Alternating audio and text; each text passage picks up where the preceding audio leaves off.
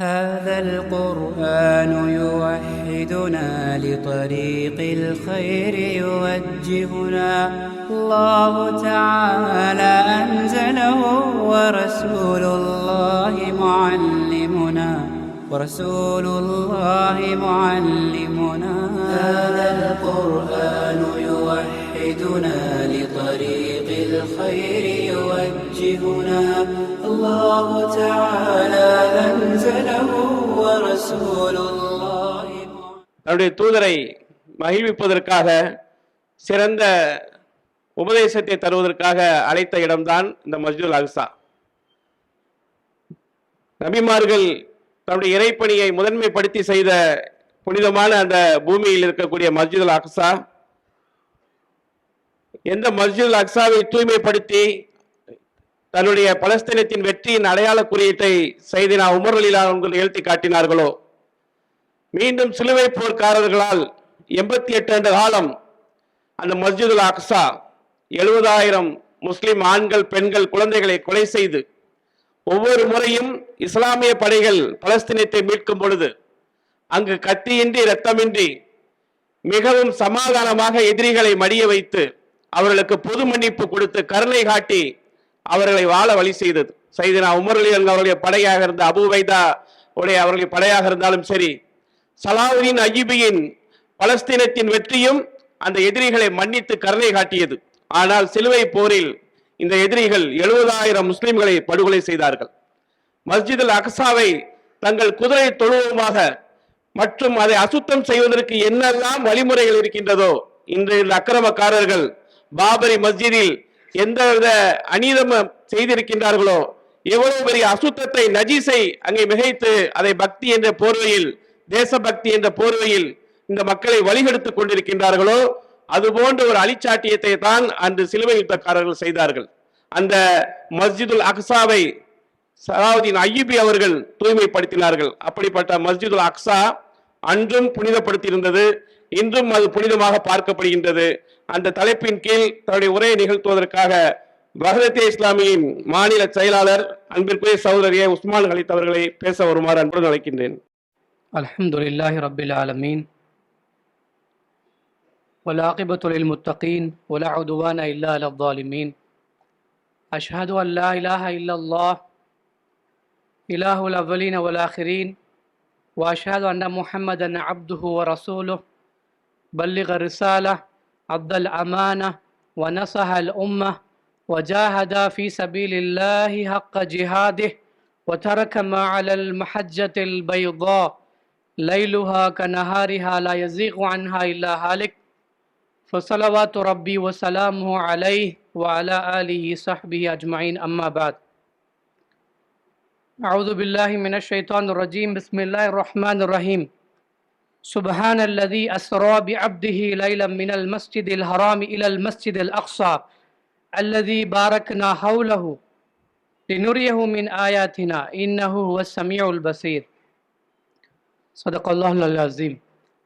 அளவற்ற அருளாளனும் நிகரற்ற அன்புடையவனுமாகிய அல்லாஹ்வின் திருப்பெயரால் ஆரம்பம் செய்கின்றேன். அவன் மாபெரும் புகழுடையவன், மகத்தான போற்றுதலுக்கு சொந்தக்காரன். அவனுடைய சாந்தியும் சமாதானமும் அகிலத்தின் அருட்கொடை, மனித குலத்தின் விடிவெள்ளி, கண்மணி நாயகம் முஹம்மது முஸ்தபா ஸல்லல்லாஹு அலைஹி வஸல்லம் அவர்கள் மீதும், அவர்களின் அஹ்லுல் பைத் மீதும், சத்திய சஹாபாக்கள் மீதும், தாபீன்கள், தபா தாபீன்கள் மீதும், இமாம்கள் மீதும், இறை நேசர்கள் மீதும், இந்த தீனுல் இஸ்லாம் மேலோங்க வேண்டும் என்று உழைத்து கொண்டிருக்கக்கூடிய அத்துணை பேர்கள் மீதும், குறிப்பாக எங்களுடைய அழைப்பை ஏற்று, வஹதத்தே இஸ்லாமி ஹிந்துடைய அழைப்பை ஏற்று சிறப்பு விருந்தினராக இங்கே வருகை தந்திருக்கக்கூடிய மௌலானா மன்சூர் காசிமி ஹசரத் அவர்கள், சகோதரர் AK ஜமான் சாஹப் அவர்கள், ஹசரத் PK ஆலிம் சாஹப் அவர்கள், தமிழ்நாடு முஸ்லிம் முன்னேற்ற கழகத்திலிருந்து சகோதரர் நிசாம் சாஹப் அவர்கள், SDPI கட்சியிலிருந்து சகோதரர் முஜிபுர் ரஹ்மான் அவர்கள், மேலும் மதுரை வாழ் முஸ்லிம் சமூகம் ஆகிய உங்கள் அனைவர் மீதும் அல்லாஹ்வின் சாந்தியும் சமாதானமும் என்றென்றும் நிலவட்டுமாக என்று பிரார்த்தித்தவனமாக இந்த உரையை நான் ஆரம்பம் செய்கின்றேன். பாலஸ்தீனம் நீதிக்கான குரல் என்கின்ற இந்த மையக்கருவின் அடிப்படையில் எனக்கு வழங்கப்பட்டுள்ள தலைப்பு மஸ்ஜிதுல் அக்ஸா அன்றும் இன்றும். என்னை பொறுத்தவரையில் இந்த தலைப்பு என்பது இந்த ஒட்டுமொத்த கருத்தரங்கத்திற்கே ஒரு மைய புள்ளியான ஒரு முக்கியமான ஒரு தலைப்பாக இருக்கின்றது. இந்த கருத்தரங்கத்திற்கு மாத்திரமல்ல, இப்போ நடந்திருக்கக்கூடிய பிரச்சனை இருக்கு இல்லையா, பலஸ்தீனுடைய பிரச்சனைக்கும் ஒட்டுமொத்த முத்தாய்ப்பான கிரவுன், ஒரு கிரீடமாக ஒரு ஹைலைட் பண்ணணும் என்று சொன்னால் பைத்துல் மக்திஸ், மஸ்ஜிதுல் அக்ஸா, ஜெருசலம், அல் குத்ஸ், நீங்க எப்படின்னா சொல்லலாம். தலைப்புக்குள்ள போறதுக்கு முன்னாடி ஒரே ஒரு ரெக்வஸ்ட், ஒரே ஒரு வேண்டுகோள். இது ஒரு தீப்பொறி பேச்சோ அல்லது கண்டன கோஷங்களோ நடக்கக்கூடிய ஆர்ப்பாட்ட அமர்வு இல்லை. எனக்கு ஒரே ஒரு ஹெல்ப் உங்கள்கிட்ட இருந்து என்ன வேணும் என்று சொன்னால், என்னுடைய 40 நிமிட இந்த தலைப்பின் கீழ், இது வரலாற்று தொடர்புள்ள தலைப்பு, இது உங்களுடைய கவனம் மட்டும் எனக்கு வேண்டும். கவனத்துடன் இன்ஷா அல்லாஹ் கேட்கலாமா? இன்ஷா அல்லாஹ். ஆக மஸ்ஜிதுல் அக்ஸா என்பது இன்று இருக்கக்கூடிய ஜெருசலம், ஜெருசலத்திற்கு இன்னொரு பெயர் தான் பைத்துல் மக்திஸ். ஹதீஸ்ல பைத்துல் மக்திஸ் என்று சொல்லப்படுகின்றது. நம்ம பைத்துல் முகத்தஸ் அப்படின்னு சொல்றோம் இல்லையா? பைத்துல் முகத்தஸ் என்று சொன்னால் ஒட்டுமொத்த ஜெருசலமும் தான் பைத்துல் முகத்தஸ், அல்லது அல் குத்ஸ், அல் குத்ஸ் நகரம் என்று சொல்லலாம். நம்ம ஜெருசலம்னே சொல்லுவோம் இந்த தலைப்புல. இப்படியாக பெயர்கள் இருக்கின்றது. அந்த ஜெருசலத்தில் வீற்றிருக்கக்கூடிய பைத்துல் அதாவது மஸ்ஜிதுல் அக்ஸாவினுடைய வரலாறு அன்றும் இன்றும் என்பதுதான் தலைப்பு. இன்றைக்கு சில கட்டுரைகளில், சில பேச்சுகளில் நம்ம பார்க்கிறோம், பலஸ்தீனில் நடக்கக்கூடிய பிரச்சனை என்பது ஒரு நிலம் சார்ந்த பிரச்சனை. இதுல ஜிஹாது, இஸ்லாம், மார்க்கம் இதெல்லாம் ஏன் பூசுறீங்க, மார்க்கத்துடைய சாயம் ஏன் பூசுறீங்க அப்படின்ட்டு பேசுறாங்க. அந்த மன்னனுடைய மைந்தர்கள் போராடுறாங்க, அவங்களுடைய உரிமையை அவங்க இழந்திருக்கிறாங்க, அதனால அவங்க போராடுறாங்க அப்படின்னு சொல்லக்கூடிய ஒரு சாதாரண போராட்டமாக பார்க்குறாங்க. என்னை பொறுத்தவரையில் அதான் நான் ஆரம்பத்திலேயே சொல்லிட்டேன், ஒட்டுமொத்த பலஸ்தீன் நடந்துக்கக்கூடிய ஒட்டுமொத்த பிரச்சனைக்கும் முத்தாய்ப்பான கிரீடமான crux of this whole problem is மஸ்ஜிதுல் அக்ஸா, பைத்துல் மக்திஸ் என்று நம்ம சொல்லலாம். தியோடர் ஹெர்சில் யாருன்னு நமக்கு தெரியும். ஜியோனிசத்தினுடைய the father of modern Zionism, ஜியோனிசத்தினுடைய தந்தை என்று சொல்லக்கூடிய தியோடர் ஹெர்சில், அவன் என்ன சொன்னான், ஜூவிஷ் ஸ்டேட் அப்படிங்கிற புத்தகத்தில் அவன் சொல்லியிருக்கிறான், if one day we got Jerusalem, I was still alive and capable of doing anything, I will remove everything which is not sacred to the Jews, and I will burn centuries old monuments. கொஞ்சம் கவனம் வேணும், அதை ஒரே ஒரு help மட்டும் நீங்க பண்ணணும். Theodore ஹெர்சில் என்ன சொல்றான்னு சொன்னா, நான் சொன்னேன் இல்லையா இந்த தலைப்பு எவ்வளவு முக்கியம் சொல்லிட்டு, அவன் புரிஞ்சுக்கிறான், தியோடர் ஹெர்சில் புரிஞ்சுக்கிறான். ஜெருசலம், பைத்துல் மக்திஸ் எங்களுடைய கைகளுக்கு வறுமையானால் ஒரு நாள் இந்த 1000 ஆண்டுகள், நூற்றாண்டு காலமாக வீட்டிருக்கக்கூடிய இந்த வரலாற்று நினைவு மிக்க இந்த ஓல்டு மோனுமெண்ட்ஸ், அப்ப கூட அவன் மஸ்ஜிதுல் அக்ஸான்னு சொல்லல, பைத்துல் மக்திஸ்னு சொல்லல. அவன் என்ன சொல்றான் வார்த்தை, ஐ வில் பர்ன், நான் எரிச்சிருவேன் இந்த கட்டடத்தை அப்படின்னு சொல்றான். எந்த கட்டடத்தை? பைத்துல் மக்திஸ், மஸ்ஜிதுல் அக்ஸா. பைத்துல் மக்திஸ்னா ஜெருசலம். ஒட்டுமொத்த ஜெருசலமும் நமக்கான புண்ணிய பூமி. எப்படி நம்மளுடைய மைண்ட்ல இப்போ கேலண்டர்ல மக்கா மதீனா இருக்கும் இல்லையா, கஅபத்துல்லாவும் மஸ்ஜிதுல் முனவராவும் அந்த கிரீன் டோம் இருக்கும். ஆக்சுவலா அது மதீனாவா? இல்ல, மஸ்ஜிது நபவி. அந்த கிரீன் டோமே பின்னாட்கள்ல கட்டப்பட்டதுதான். நான் என்ன சொல்ல வரேன்னு சொன்னால், புரிதலுக்காக, இதெல்லாம் பேசிக் இன்ஃபர்மேஷன் இது. ஆனால் இது கூட இன்னைக்கு முஸ்லிம் உம்மத் ஆகி நமக்கு தெரியல.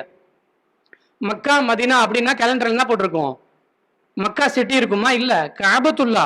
மதீனானா மஸ்ஜிதுன் நபவி, ரசூல் ஸல்லல்லாஹு அந்த பச்சை டோம், அதுவுமே பின்னாடி தான் வந்தது. உமையாக்களுடைய காலகட்டம் நினைக்கிறேன், சரியா இருந்தா சொல்லுங்க இன்ஷா அல்லாஹ். அப்போ மஸ்ஜிதுல் அக்ஸா என்பது ஒட்டுமொத்த பிரச்சனையினுடைய மையம். இட்ஸ் a symbol, அது ஒரு அடையாளமாக, குறியீடாக இந்த மஸ்ஜிதுல் அக்ஸா, பைத்துல் மக்திஸ் இருக்கின்றது.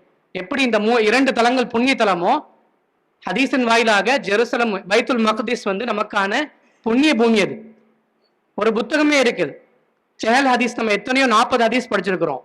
ஒரு இஸ்லாமிய அறிஞர் பைத்துல் மக்திஸ் பற்றிய 40 ஹதீஸை தொகுத்து ஒரு புத்தகம் கம்பைல் பண்ணியிருக்கிறார். ஆக ஹதீஸினுடைய வாயிலாக பைத்துல் மக்திஸினுடைய, மஸ்ஜிதுல் அக்ஸாவினுடைய முக்கியத்துவத்தை நம்ம உணராமல் இருப்பதனால தான் இது வெறுமனே நிலம் சார்ந்த போராட்டம், அல்லது ஏதோ ஒரு மஸ்ஜிதுல் அக்ஸா இருக்குது, என்று நம்ம இந்த பிரச்சனையை தூரம் வச்சு பார்க்கிறோம். இல்ல, அகீதாவுடன் சம்பந்தப்பட்டது. நம்முடைய பிணைப்பு மஸ்ஜிதுல் அக்ஸாவோட அகீதாவுடனான பிணைப்பு, இபாதாவுடனான பிணைப்பு, 3 கலாச்சாரத்துடனான பிணைப்பு, 4 வரலாற்றுடனான பிணைப்பு. Bond with the creed, bond with ibadah, bond with civilization, bond with history. 4 பிணைப்பு நமக்கு இருக்குது. எப்படி அகீதாவோட பிணைப்பாகும்? எப்படி கொள்கையோட, இஸ்லாத்தினுடைய கொள்கையோட பிணைப்பு நமக்கும் மஸ்ஜிதுல் அக்ஸாக்கு இருக்கும்? அல்லாஹ்வுடைய தூதர் ஸல்லல்லாஹு அலைஹி வஸல்லம் அவர்கள் மஸ்ஜிதுல் அக்ஸால இருந்து தானே மேராஜுக்கு போனாங்க. நம்புறோமா இல்லையா? we believe it. அதை நீங்க மறுத்தீங்க என்று சொன்னால், மக்கத்து குறைஷியர்கள் போல, மக்கத்து குஃபார்களை போன்ற நீங்க மறுத்தீர்கள் சொன்னால் ஈமானே இல்லை. இஸ்லாமிய அறிஞர்கள் ஒரு கேள்வி எழுப்புறாங்க, அல் இஸ்ரா வல் மேராஜ். நல்லா கவனிக்கணும், என்ன என்னுடைய தலைப்பு முழுக்க முழுக்க மஸ்ஜிதுல் அக்ஸாவை சார்ந்ததுதான், அன்றும் இன்றும். நபி ஸல்லல்லாஹு அலைஹி வஸல்லம் அவங்க இப்ப ஓதி காண்பிக்கப்பட்ட வசனம் சூரா பனி இஸ்ராயீலுடைய முதல் வசனம், சுப்ஹானல்லதி அஸ்ரா பி அப்திஹி லைலம், சுப்ஹானல்லதி அஸ்ரா பி அப்திஹி லைலம் மினல் மஸ்ஜிதில் ஹராமி இலல் மஸ்ஜிதில் அக்ஸா. அவன்தான் தன்னுடைய தூதரை மஸ்ஜிதுல் ஹராம்ல இருந்து மஸ்ஜிதுல் அக்ஸாவுக்கு ஒரே இரவுல கொண்டு போனான். அங்கிருந்து அல்லாஹ்வுடைய அத்தாட்சியை காண்பிப்பதற்காக அல்லாஹ் மேராஜுக்கு கொண்டு போன இந்த வசனம் சொல்றான். இந்த ஒரு வசனம் எனக்கு போதும், இந்த டாபிக் இந்த ஒரு வசனம் போதும். சரி, ஏன் மக்கால இருந்து மஸ்ஜிதுல் ஹராம்ல இருந்து இலல் மஸ்ஜிதுல் அக்ஸா? மேராஜுக்கு டைரக்டா மக்கால இருந்தே போயிருக்கலாம்ல? இந்த கேள்விக்கு பதில் சொல்லுங்க. மக்கால இருந்து மஸ்ஜிதுல் அக்ஸாக்கு போகணும், அங்க எல்லா நபிமார்களையும் பார்க்கணும், எல்லா நபிமார்களுக்கும் இமாமாக தொழுகை நடத்தணும். அந்த குப்பத்து சஹ்ரா இன்னைக்கு இருக்கு இல்லையா, குப்பத்து சஹ்ரா, அந்த பாறாங்கல்ல இருந்து அங்கிருந்து மேராஜ் போனாங்கன்னு சொல்லப்படுகின்றது. அதுக்கு மேல் எழுப்பப்பட்ட ஒரு கட்டிடம் தான் இது, மஸ்ஜிதுல் அக்ஸாவுடைய ஒரு கட்டிடம் தான் இது. ஆக ஏன் மக்கால இருந்து எல்லாம் டைரக்டா மேராஜ் கூப்பிட்டு போயிருக்கலாமே, ஏன் மஸ்ஜிதுல் அக்ஸா? அதுதான் நம்ம முக்கியத்துவம் புரியாம உட்கார்ந்துருக்கிறோம். ஷேக் யூசுப் அல் கர்லாவியை போன்றவர்கள், அலிமியானை போன்றவர்கள், அபுல் ஹசன் அலி நத்வியை போன்றவர்கள், மௌலானா மௌதூதியை போன்றவர்கள் ரொம்ப தெளிவா சொல்றாங்க இந்த வசனத்தினுடைய தஃப்சீர்கள்ல. The leadership has been changed. உலகத்தினுடைய தலைமைத்துவம் மாற்றப்பட்டு விட்டது. வாழையடி வாழையாக நபிமார்கள் எந்த இதுல வந்தாங்க? குளத்துல, ட்ரைப்ல வந்தாங்க. சொல்லுங்க, கொஞ்சம் இன்டராக்டிவா பேசுவோம். பனி இஸ்ராயில் இல்லையா? யாக்கூப் அலி இஸ்லாமுடைய இஸ்ராயலுடைய சந்ததி தான் எல்லாருமே. இப்ராஹிம் அலி இஸ்லாமோட இசாக் அலி இஸ்லாம் அப்படியே வராங்க இல்லையா? யூசுப் அலி இஸ்லாம் நம்ம பார்க்கிறோம், தாவூத் அலி இஸ்லாம், சுலைமான் அலி இஸ்லாம், எல்லா நபிமார்களும் பனி இஸ்ராயில் தான். இப்போ தலைமைத்துவம் மாறுது, தலைமைத்துவம் மாறுது. நபி ஸல்லல்லாஹு அலைஹி வஸல்லம் இஸ்ரா, மக்கால இருந்து மஸ்ஜிதுல் அக்ஸாக்கு போன பயணத்தினுடைய பெயர் என்ன? அல் இஸ்ரா. இஸ்ரா. அங்கிருந்து விண்வெளிக்கு போன பயணத்துக்கு பேர் தான் மேராஜ். அப்போ அல் இஸ்ரா வல் மேராஜ் 2 சம்பவம் இருக்குது. சரி, ஏன் போனாங்கிறதுக்கு தான் இஸ்லாமிய அறிஞர்கள் யூசுப் அல் கர்லாவியை போன்றவர்கள் சொல்றாங்க. நிறைய காரணம் இருக்குது, நிறைய கோணம் இருக்கின்றது. அதில் ஒன்று, அல்லாஹ் இஸ்லாமிய தலைமைத்துவம் இனி இஸ்ரவேலர்கள் இல்ல, இஸ்மவேலர்கள் வந்த முஹம்மது முஸ்தபா ஸல்லல்லாஹு அலைஹி வஸல்லம் அவர்கள், இவர்தான் அகிலத்தின் அருட்கொடை, இவர்தான் மனித சமூகத்திற்கான விடிவெள்ளி இனிமே அப்படிங்கிற லீடர்ஷிப் சேஞ்ச். அது மட்டும் இல்ல, நிறைய இருக்கு. ஹதீஸினுடைய வாயிலா நம்ம பார்த்தோம்னு சொன்னா, நபி ஸல்லல்லாஹு அலைஹி வஸல்லம் சொல்றாங்க, மஸ்ஜிதுல் அக்ஸால தொழுதைங்கன்னு சொன்னா மற்ற பள்ளியை விட 500 மடங்கு நன்மை அதிகம் என்று சொல்றாங்க. நீங்க யாத்திரைக்காக போக வேண்டும் என்று சொன்னால் அல் ஹரம், மஸ்ஜிதுல் ஹரம், மஸ்ஜிதுல் நபவி, 3வது மஸ்ஜிதுல் அக்ஸா, இந்த 3 பள்ளியை தவிர வேற பயணம் செஞ்சு யாத்திரைக்காக நீங்க நாடி போக கூடாதுன்னு சொல்றாங்க. ஹதீஸ் நிறைய ஹதீஸ் இருக்குது. அதுல ஒரு சஹாபி கேட்கிறாங்க, சஹீஹ் புகாரில பதிவு செய்யப்பட்ட ஹதீஸ் அது, அப்துல்லா இப்னு உமர் ரலியல்லாஹு அன்ஹு அறிவிக்கக்கூடிய ஹதீஸ் அது. யார சொல்லுதா மஸ்ஜிதுல் அக்ஸால போய் தொழுகணுமா அப்படின்னு கேட்கறாங்க. மஸ்ஜிதுல் அக்ஸாவிற்கு நீங்க போய் தொழுங்க அப்படின்னு கவுல் கட்டளையிடுறாங்க அல்லாஹ்வுடைய ரசூல். உங்களால போக முடியல என்று சொன்னால் நீங்க நீங்க எண்ணெய போறவங்கள்ட்ட எண்ணெயாவது கொடுத்து விடுங்க. என்னன்னு சொன்னா மஸ்ஜிதுல் அக்ஸாவுடைய விளக்குக்கு ஊற்றப்படக்கூடிய எண்ணெய், ஆயில், அந்த விளக்கின் மூலமாவது மஸ்ஜிதுல் அக்ஸாவை நீங்க அதுக்கு ஹிட்மத் செய்யக்கூடியவர்களா நீங்க இருக்கட்டும்னு சொல்றாங்க. அப்ப பிரிக்க முடியாத ஒரு பந்தம் இன்னைக்கு இருக்கக்கூடிய முஸ்லிம்கள், உங்களுக்கும் எனக்கும், மதுரை வாழ் முஸ்லிம்களுக்கும் மஸ்ஜிதுல் அக்ஸாவோட அகீதாவுடனான பிணைப்பு இருக்குது, கலாச்சாரவுடனான பிணைப்பு இருக்குது, இபாதா ரீதியான, அதான் இபாதா ரீதியான பிணைப்பு என்று சொன்னால் அல்லாஹ்வுடைய ரசூல் போய் தொழுங்கன்னு சொல்லிக்கிறாங்க. போய் தொழுக முடியலையா, என்னையாவது கொடுத்து விடுங்க விளக்குல ஊத்துறதுக்குன்னு சொல்றாங்க. எப்படிப்பட்ட ஹதீஸ்? இப்படி நிறைய ஹதீஸ் இருக்குது. முன்னறிவிப்பு செய்யப்பட்ட ஹதீஸ் நிறைய இருக்குது. நபி ஸல்லல்லாஹு அலைஹி வஸல்லம் என்ன சொல்றாங்க? ஒரு படை வரும், எப்படை தோற்பின் அப்படை தோற்காது. நம்ம தமிழ் சொல்றோம் இல்லையா, என்னுடைய உம்மத்திலிருந்து ஒரு கூட்டம் வரும், அந்த கூட்டத்தை யாராலும் அசைக்க முடியாது. எப்படிப்பட்ட ஹதீஸ் பாருங்க, முன்னறிப்பு. அப்ப சஹாபாக்கள் கேட்கிறாங்க, யா ரசூலுல்லாஹ். அப்ப ரசூலுல்லாஹ் சொல்றாங்க, அவர்கள் அல்லாஹ்வுடைய தீன காலிப் செய்யறதுல ஹக்குல உறுதியா இருப்பாங்கன்னு சொல்றாங்க. இதெல்லாம் சாதாரண விஷயம் இல்லையே, நம்மோட பிணைந்த ஒரு விஷயம், நம்மை கட்டி போட்டக்கூடிய ஒரு விஷயம் இது. قال رسول الله صلى الله عليه وسلم لا تزال طائفة من أمتي على الحق ظاهرين لعدوهم قاهرين لا يضرهم من خالفهم إلا ما أصابهم حتى يأتيهم أمر الله وهم كذلك. அல்லாஹ்வுடைய கட்டளை வர வரைக்கும், மறுமை வர்ற வரைக்கும், அல்லாஹ்வுடைய கட்டளை வர்ற வரைக்கும் அந்த கூட்டம் அல்லாஹ்வுடைய பாதையில போராடிக்கிட்டே இருக்கும், ஹக்குக்காக, சத்தியத்திற்காக. அந்த கூட்டத்தை யாருமே தோற்கடிக்க முடியாது. சஹாபாக்கள் கேட்கிறாங்க, காலு யா ரசூலுல்லாஹ் வைனஹும், அவங்க எங்கே வருவாங்க, எந்த பகுதியில் வருவாங்க? மக்கால வருவாங்களா, மதீனால வருவாங்களா, எங்கே வருவாங்க? ரசூல் ஸல்லல்லாஹு அலைஹி வஸல்லம் பதில் சொல்றாங்க, பைத்துல் மக்திஸ் வ அக்னாஃபி பைத்துல் மக்திஸ். இதுதான் ரசூல் ஸல்லல்லாஹு அலைஹி வஸல்லம் பதில். பைத்துல் மக்திஸ்னு சொன்னா ஜெருசலம், பைத்துல் மக்திஸ்லையும் வக்னாஃபி பைத்துல் மக்திஸ் அதனுடைய சுற்றுச்சூழலையும். நம்ம ஓதக்கூடிய இந்த ஒரு வசனம் போது நான் சொன்னேன் இல்லையா, அல்லாஹ் என்ன சொல்றான் பனி இஸ்ராயீலுடைய முதல் வசனத்துல, வபாரக்னா ஹவுலஹு சொல்லிட்டான். மஸ்ஜிதுல் ஹரம்ல இருந்து மஸ்ஜிதுல் அக்ஸாக்கு நான் கூப்பிட்டுட்டு போனேன். அந்த மஸ்ஜிதுல் அக்ஸா எப்படிப்பட்டதுன்னு தெரியுமா உங்களுக்கு? வபாரக்னா ஹவுலஹு, அதன் மீதும் அதை சுற்றியுள்ள பகுதி மீதும் என்னுடைய அருளை பொழுந்திருக்கின்றேன்னு சொல்றான் அல்லாஹ். அல்லாஹ்வுடைய அருள் பொருந்தக்கூடிய, அல்லாஹ்வுடைய ரஹமத் இறங்கக்கூடிய அந்த பிரதேசம் அஷாம் என்று சொல்லுவாங்க. ஹதீஸ்ல என்னன்னு சொல்லுவாங்க சொல்லுங்க? அஷாம், பிலாத் ஷாம், ஷாம் நகரம். ஷாம் என்பது ஒட்டுமொத்த பலஸ்தீனையும், இன்னும் லெபனான்ல, துருக்கியில, நிறைய ஜோர்டான்ல பழைய ஷாம்ங்கிறது வேற மேப். பலஸ்தீன் என்பது ஷாம்குள்ளதான் வரும்னு சொல்றாங்க. ஷாமை பற்றி அல்லாஹ்வுடைய ரசூல் சொன்ன ஹதீஸ் ஏராளம் ஏராளம். சிரியா தாக்குதலுக்கு உட்பட்ட போது எல்லா இஸ்லாமிய அறிஞர்களும் ஷாமை பற்றி பேசினார்கள் இல்லையா? ஆக விஷயத்துக்கு வர்றேன். இப்போ பைத்துல் மக்திஸ், ஜெருசலம் என்பது புண்ணிய பூமி. அது எப்படி மதீனத்துன் நபி, எத்ரிபுங்கிறதா அதோடைய பேரு. அல்லாஹ்வுடைய ரசூல் போனனால அந்த அந்த நகரத்தினுடைய பேர் எஸ்ரிப்ல இருந்து என்னவா மாறுச்சு? மதீனா, மதீனத்துன் நபி. அப்படியாக ஈலியான்னு சொல்றாங்க, ஈலியா அல் குத்ஸ் நகரம், அல்லது என்னது பைத்துல் மக்திஸ், நம்ம ஜெருசலம்னே சொல்லுவோம், புரியறதுக்காக நான் சொல்றேன். அப்ப ஜெருசலம் என்பது புண்ணிய பூமி. மௌலானா மௌதூதி சொல்லுவாங்க, கடைசியா நான் சொல்லணும்னு நினைச்சேன், இங்க வந்துருச்சு. மஸ்ஜிதுல் அக்ஸாவை விடுவிக்க வேண்டும் என்று சொன்னால் ஜெருசலத்தை விடுவிக்க வேண்டும். ஜெருசலம் முஸ்லிம்களுடைய கையில என்னைக்குமே இருக்கணும்னு சொல்றாங்க. இப்ப தெரியுதா கிராவிட்டி? மஸ்ஜிதுல் அக்ஸா ஜெருசலம்லாம் இல்ல, தனியா வெறும் பலஸ்தீன்ல போராடுறாங்கன்னு சொல்லி இந்த மஸ்ஜிதை நீங்கள் அகற்றிவிட்டு, இந்த தலைப்பை அகற்றிவிட்டு நீங்க கருத்தரங்கம் நடத்துனீங்கன்னு சொன்னா, இந்த தலைப்பை அகற்றிவிட்டு பலஸ்தீனுடைய பிரச்சனையை பற்றி நீங்க பேசுனீங்கன்னு சொன்னா, நீங்க எழுதுனீங்கன்னு சொன்னா, அது வாய்ட் அண்ட் நல்லு தான், அது இன்வாலிட் தான். அப்ப எவ்வளவு முக்கியத்துவம் வாய்ந்தது அது. இஸ்லாமிய அறிஞர்கள் சொல்றாங்க, மஸ்ஜிதுல் அக்ஸாவை மீட்டணும்னு சொன்னா ஜெருசலம் நம்ம கையில இருக்கணும். இன்னைக்கு பிரச்சனையே ஜெருசலம் தான், பைத்துல் மக்திஸ் தான். நான் சொல்லிட்டேன், தியோடர் ஹெர்சில் ஜியோனிசத்தினுடைய தந்தை என்ன சொன்னா, ஒரு நாள் ஜெருசலம் எங்கள் கையில் வரும், I will burn the ancient monuments. அப்ப கூட நான் அக்ஸான்னு சொல்லல, காலம் காலமா இருக்கக்கூடிய இந்த கட்டடத்தை நான் எரிச்சிருவேன்னு சொல்றான். அதை பண்ணாங்க.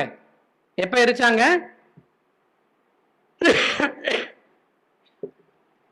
1969 எரிச்சாங்க.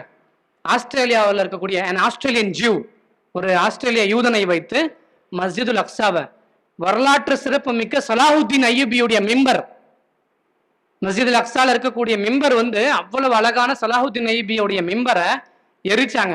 இன்னும் அது எரிக்கப்பட்ட விட்டுருந்துன்னு சொன்னா அந்த டோமே எரிக்கப்பட்டிருக்கும் அப்படின்னு சொல்றாங்க. 28 செப்டம்பர் 21 ஆகஸ்ட் 1969 எரிச்சாங்க. மஸ்ஜிதுல் அக்ஸாவுடைய வரலாறு அன்றும் இன்றும், அன்றும் பார்க்கறதுக்கே டைம் முடிஞ்சிடும் என்னுடைய 40 நிமிஷத்துல. அங்க நான் முக்கிய புள்ளியை மட்டும்தான் நான் இங்க சொல்றேன். இந்த விவகாரத்தின் மையமே மஸ்ஜிதுல் அக்ஸா தான். அந்த மக்கள் எப்படி போராடுறாங்க, அவங்களுடைய ஸ்லோகன் எல்லாம் எப்படி இருக்குது சொல்லுங்க. பிர்ரூஹ் பித்தம் நஃப்தீக யா அக்ஸா, பிர்ரூஹ் பித்தம் நஃப்தீக யா அக்ஸா, எங்கள் உயிரை கொண்டும், பிர்ரூஹ் பித்தம் எங்கள் ரத்தத்தை கொண்டும், நஃப்தீக யா அக்ஸா, அக்ஸாவை உண்மை நாம் மீட்டெடுப்போம். இதுதான் அவங்களுடைய வாயிலிருந்து வருது. அப்ப மஸ்ஜிதுல் அக்ஸா இல்ல, இதுல இஸ்லாமிய சாயம் இல்ல, இது ஜிஹாத் இல்ல, இதுல ஏன் இது பண்றீங்க, இது மண் சார்ந்த போராட்டம்.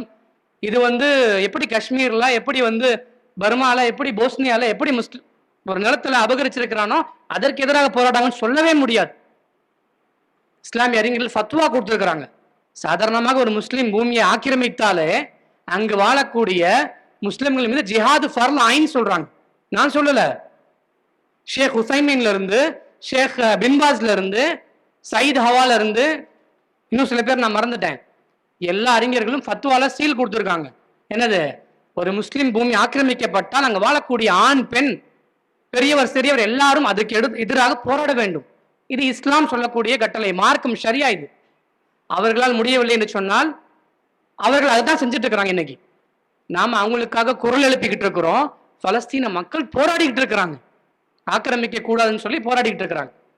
அவர்களுக்கு உதவ வேண்டியது எகிப்து, அவர்களுக்கு உதவ வேண்டியது சவுதி, அவர்களுக்கு உதவ வேண்டியது ஜோர்டான், லெபனான். யாரெல்லாம் க்ளோஸ்லி பார்டர் ஷேர் பண்றாங்களோ அவங்க தான் உதவணும்னு சொல்லி இஸ்லாமியர்கள் ஃபத்வா கொடுத்துருக்காங்க. அவங்களால முடியலன்னு சொன்னா அதுக்கு அருகாமையில், அவங்களால முடியலன்னு சொன்னா அதுக்கு அருகாமையில். இப்படியாக சாதாரணமான ஒரு முஸ்லிம் பூமி ஆக்கிரமிக்கப்பட்டாலே போராடுவது கடமை என்று மார்க்கம் சொல்லுது. மஸ்ஜிதுல் அக்ஸா அதுதான் அதனுடைய முக்கியத்துவத்தை ஹதீஸின் வாயிலாகவும் குர்ஆனுடைய வாயிலாகவும், பைத்துல் மக்திஸ் அதோடைய அருகாமையில் இருப்பாங்க. அல்லாஹ்வுடைய படை எப்படை தோற்பின் அப்படை தோற்காதுன்னு அல்லாஹ்வுடைய ரசூல் சொன்ன முன்மாதிரி எல்லாம் வெறுமனே வார்த்தைகளா? அது இல்ல. ஆக பிரச்சனையுடைய கிராவிட்டியை புரிஞ்சுக்கோங்க, கனப்பரிமாணம். பைத்துல் மக்திஸ் யாருடைய கையில இருக்குதோ, அதாவது ஜெருசலம் யாருடைய கையில இருக்குதோ அவங்க தான் வெற்றியாளர். 1948 பென்குரியன் தானே, டேவிட் பென்குரியன் அனௌன்ஸ் பண்ணாங்க இல்லையா, 1917 இருந்தே ஆக்கிரமிப்பு செட்டில்மெண்ட் உட்கார அனுப்பிச்சாச்சு, பால்ஃபர் டிக்ளரேஷன்ல இருந்தே. 48 அதுக்கான அங்கீகாரம் மட்டும்தான். நம்ம 48 இருந்து மட்டும்தான் பேசிட்டு இருக்கிறோம். 17 இருந்து பேசுங்க. ஹிலாஃபத் உடைக்கப்பட்டது 24. அப்ப 20 இருந்து 48 வரைக்கும் என்ன நடந்துச்சு? போய் உட்காருன்னு சொல்லி செட்டில்மெண்ட்ஸ், ஆக்குபேஷன் நடந்துகிட்டே இருந்துச்சு. 48 எல்லாத்துக்கும் முன்னாடியுமே கண் துடைப்பா வச்சு அங்கீகரிச்சு, உனக்கு இத்தனை %, உனக்கு எத்தனை %. நடுவுல ஒரு பார்ட் இருக்குது. என்ன பார்ட் அது? ஜெருசலம். இப்ப புரிஞ்சுக்கிட்டீங்களா? ஜெருசலம் யூதர்களுக்கும் கிடையாது, அரபுகளுக்கும் கிடையாது. It is an international territory.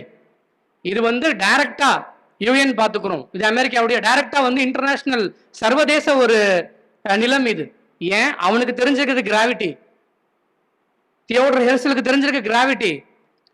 எக்ஸாக் ரபின் 93 இன்னைக்கு நேத்தன்யாஹு இருந்த மாதிரி அவன் இருந்தான், அவனுக்கு தெரிஞ்சிருக்கு கிராவிட்டி.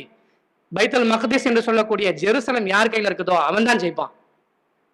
அதற்காக தான் அந்த மக்கள் போராடிட்டு இருக்கிறாங்க. மஸ்ஜிதுல் அக்ஸா அதெல்லாம் விட்டுருங்க, மண்ணுக்காக போராட்டாங்கன்னு சொன்னா சுத்த ஹம்பக். எக்ஸாக் ரபின் அவன் சொல்றான் 93 ஓஸ்லோ ஒப்பந்தம் சொல்லிட்டு யாசர் அரஃபத் கூட போட்டான் 93. அவன் சொல்றான், we have come from Jerusalem, the ancient and eternal capital of Jewish people. Jerusalem என்பது என்னது? வரலாறு நடுங்க யூத மக்களினுடைய தலைமைத்துவம், கேபிட்டல். அது நாங்க அங்கிருந்து வந்த வேண்டானா அது எனக்கு வேணும்னு சொல்றான். சரி, the deal of the century. நான் ரொம்ப ஷார்ட்டா போயிட்டேன். The deal of the century, நூற்றாண்டினுடைய ஒரு மாபெரும் டீல் என்று பேசப்பட்டது. 8 மாதமா ஒர்க் பண்ணான்.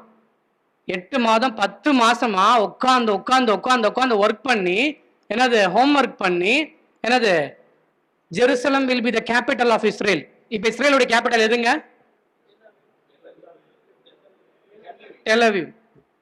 அப்போ 2020 என்ன சொன்ன, அவன் என்ன செஞ்சான்னா Jerusalem is the capital of Israel சொல்லி டிக்ளேர் பண்ணான். அதே மாதிரி அமெரிக்காவுடைய எம்பசி டெல் அவீவ்ல இருந்ததை மாத்தி ஜெருசலத்துல வச்சிருக்கிறான். இப்ப ஜெருசலத்துல தான் இருக்குது.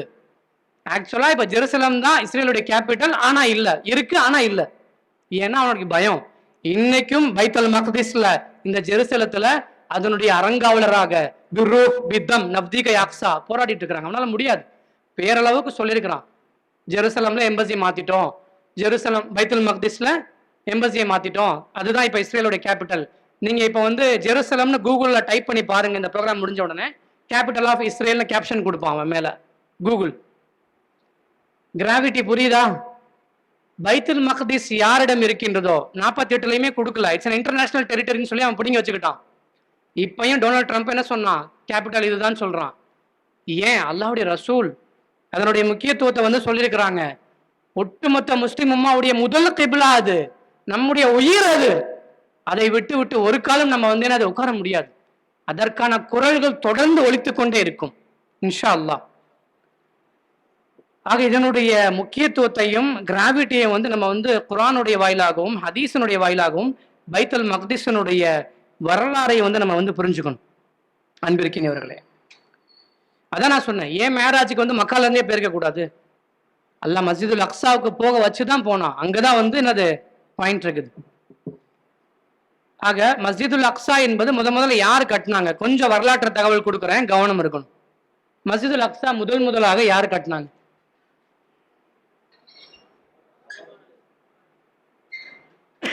ரெண்டு மூணு ரிவாயத் இருக்கு. மஸ்ஜிதுல் அக்ஸா தான் இந்த பூமியில கட்டப்பட்ட இரண்டாம் மஸ்ஜித். முதல் மஸ்ஜித் எது?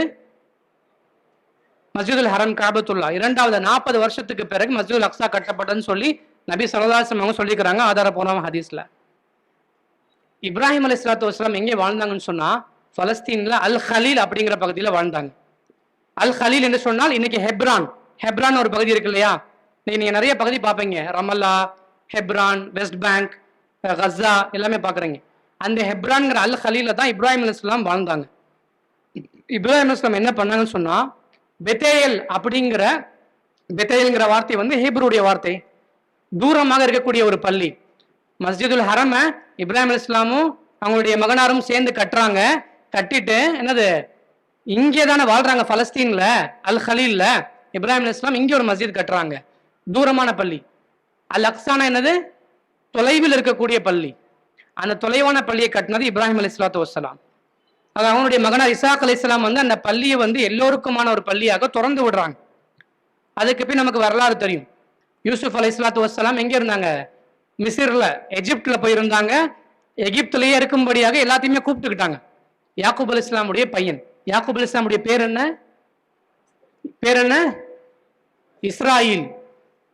யாக்கூப் அலைஹிஸ்ஸலாமுடைய பேரே இஸ்ராயில் தான். அவங்களுடைய சந்ததியை தான் பனி இஸ்ராயில்னு சொல்லுவோம்.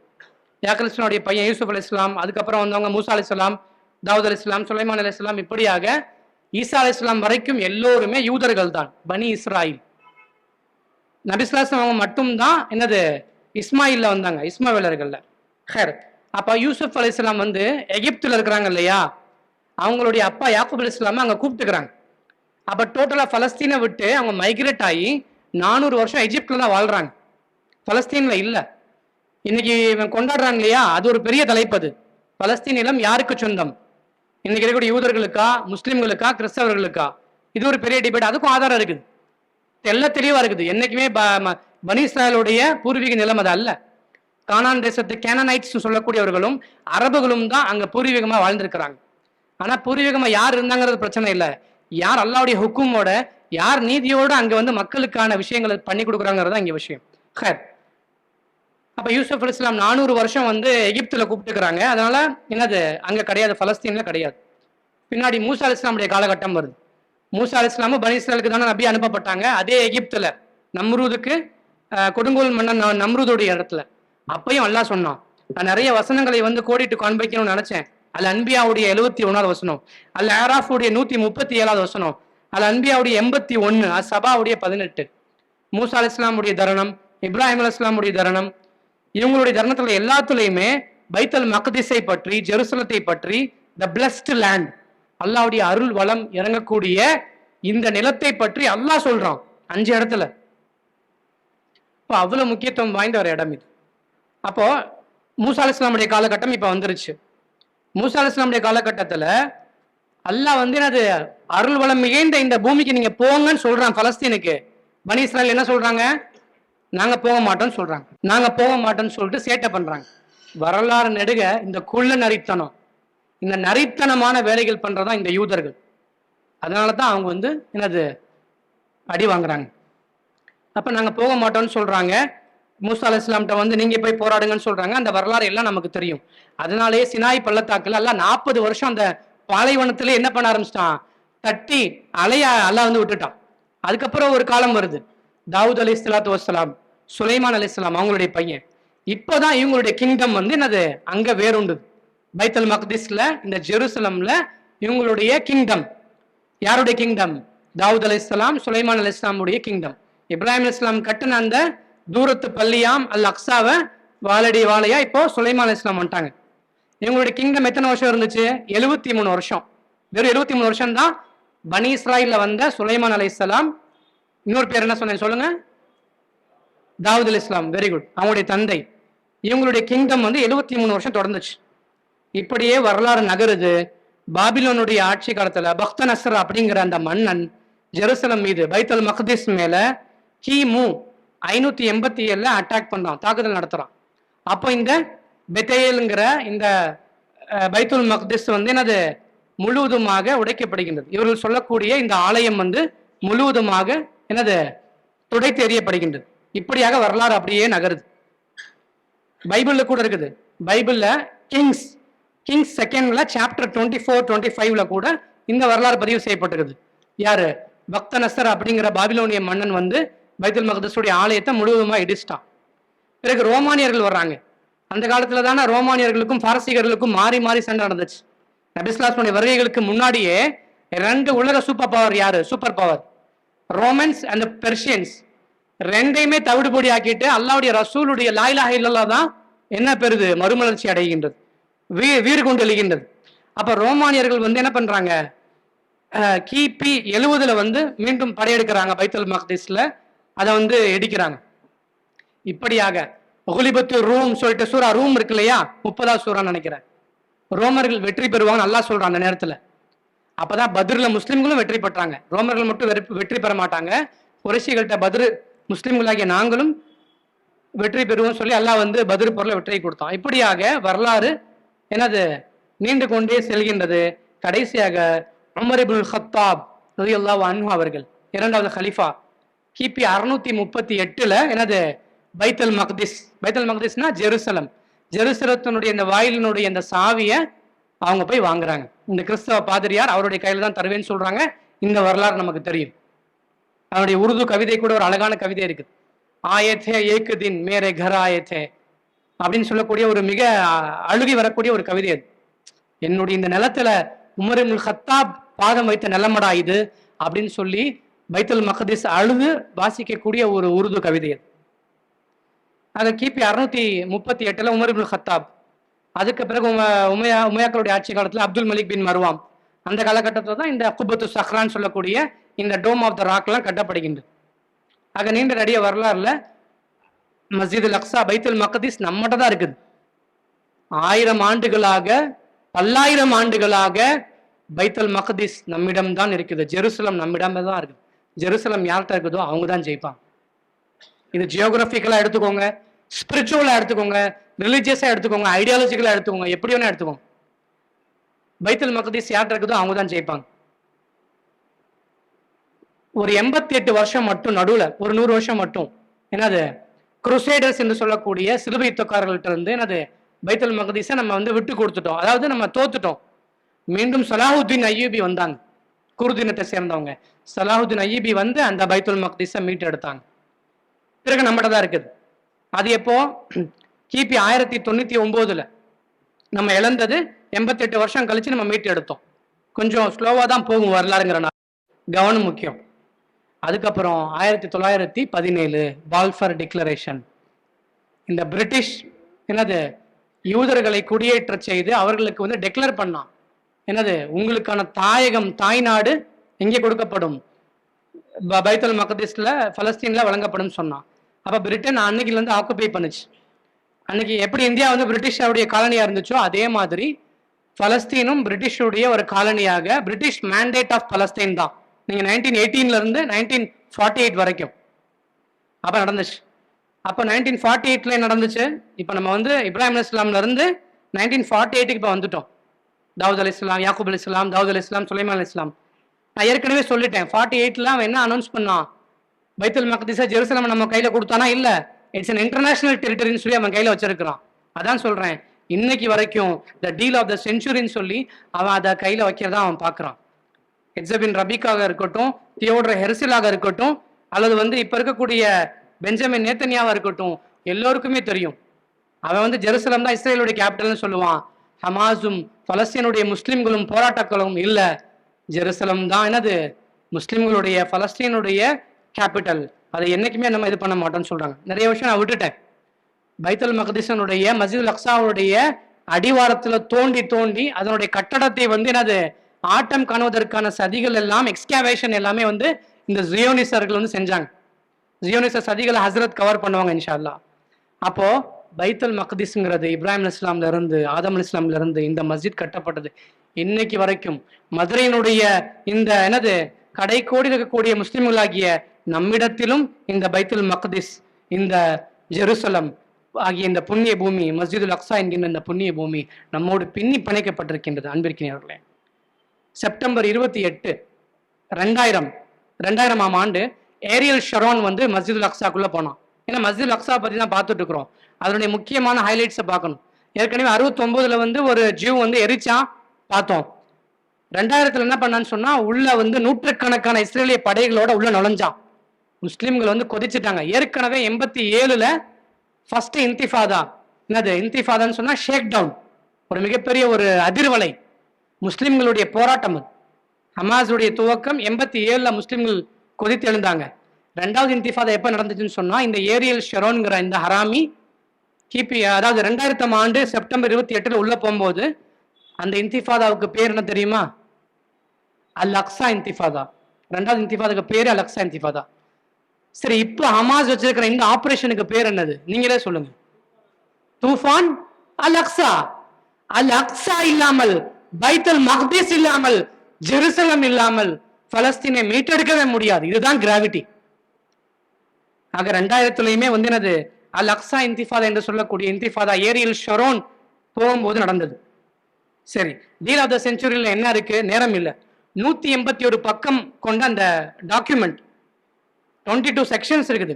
அதுல வந்து 2 ஸ்டேட் சொல்யூஷனை பத்தி இருக்குது, ஜெருசலம் யாருக்கு சொந்தம்ங்கிறது இருக்குது, பார்டர் செக்யூரிட்டியை பத்தி பேசுது, ரெஃப்யூஜிக்கள் அவங்களுடைய நிலைமை என்னன்னு பேசுது, காசா ஸ்ட்ரிப்பை யார் ஆளணும்னு பேசுது, $50 பில்லியன் வந்து ஜெருசலம்ல இன்வெஸ்ட் பண்ணி பிசினஸ் டெவலப் பண்ணணும்னு சொல்லுது. ஒட்டுமொத்த ஜெருசலமையுமே வந்து ஜூடாயிசேஷன் பண்ணி வச்சிருக்கிறோம். இன்னைக்கு எப்படி அயோத்தியாவை, ஃபைசாபாத் இருந்தது அயோத்தியாவை முழுக்க முழுக்க ஜெய் ஸ்ரீராம் ஜெய் ஸ்ரீராம், அது ஒரு ஹிந்து மயமாக்கலாக, ஹிந்துத்துவ மயமாக்கப்பட்டிருக்கிறதோ, அப்படிதான் வந்து ஒட்டுமொத்த ஜெருசலத்தையுமே இப்பயுமே ஜூடாயிஸ் பண்ணி அதை வந்து யூதர்களுடைய நகரமாக மாற்ற விரும்புகிறான். ஆக அன்பிற்கினியவர்களே, பைத்துல் மக்திஸுடைய வரலாறு அன்றும் இன்றும் என்பது வந்து கடந்து போகக்கூடிய சாதாரண வரலாறு இல்லை. அது ஆக மிக மிக ஆழ அகலமான வரலாறு. எதிரிகளுக்கு தெரிந்திருக்கின்றது வரலாறு என்ன என்பது. ஆக நாம் இங்கே அதான் ஆரம்பத்திலே சொன்னேன், இங்கே வந்து ஆக்ரோஷமாக பேசக்கூடிய கண்டன கோஷங்களோ உரைகளோ அல்ல, நம்மளுடைய சிந்தனைக்கும் நம்மளுடைய ஈமானுக்கும் உரமேற்கக்கூடிய கருத்தரங்கம் இது. நாம் கருத்துக்களால் நம்மை உரமேற்றிக் கொள்ள வேண்டும். என்னன்னு சொன்னால், நாம் இங்கே ஜியோனிசம் என்று சொல்லக்கூடிய ஹிந்துத்துவ இந்த ஜியோனிசத்துக்கு இவங்களுக்கு மத்தியில போராடிட்டு இருக்கிறோம், இந்த சங்கிகளுக்கு மத்தியில வாழ்ந்துட்டு இருக்கிறோம். அப்ப அங்க அவர்கள் எப்படி எதிர்கொண்டாங்களோ, ஹமாஸ் இருந்து தான் பாடம் படிக்கணும், பலஸ்தீன போராளிகிட்ட இருந்து தான் நம்ம பாடம் படிக்கணும். இங்கே நாம எப்படி பாபரி மஸ்ஜிதை மீட்டெடுக்க முடியும், நாம எப்படி கியான்வாபி மஸ்ஜிதை வந்து காப்பாற்ற முடியும். பாபரி மஸ்ஜித் இடிக்கப்பட்ட அதே நாளில் அந்த அயோத்தியா ஃபைசாபாத்தில் 33 மஸ்ஜித் ஷஹீதாக்கப்பட்டது, அதையெல்லாம் எப்படி மீட்க முடியும்? பாடம் படிக்க வேண்டும். கருத்துக்களை ஆழமாக நம்முடைய சிந்தனையையும் ஈமானையும் நாம் உரமேற்ற வேண்டும். இஸ்லாமிய அறிஞர்கள் சொன்னதை நான் இறுதியாக சொல்லிக்கொண்டு முடித்து விடுகின்றேன். இன்ஷா அல்லாஹ், மஸ்ஜிதுல் அக்ஸாவை மீட்டெடுக்க வேண்டும் என்று சொன்னால் பைத்துல் மக்திஸ் ஜெருசலம் நம்முடைய கையில் வர வேண்டும். ஜெருசலம் நம்முடைய கையில் வர வேண்டும் என்று சொன்னால் பலஸ்தீனில் இருந்து from the river to the sea யூதர்களை, ஜியோனிஸ்டுகளை முழுவதுமாக துடை தெரிய வேண்டும் இந்த பூமி பந்தில் இருந்து. அந்த நாள் வெகு விரைவில் வரும் என்று இன்ஷா அல்லாஹ் சொல்லிக்கொண்டு முடித்துக் கொள்கின்றேன். ربنا تقبل منا إنك أنت السميع العليم وتب علينا إنك أنت التواب الرحيم. اللهم انصر إخواننا في فلسطين، اللهم انصر الإسلام والمسلمين والمجاهدين في فلسطين في كل مكان يا رب العالمين. وآخر دعوانا الحمد لله رب العالمين. هذا القرآن يوحدنا لطريق الخير يوجهنا. الله تعالى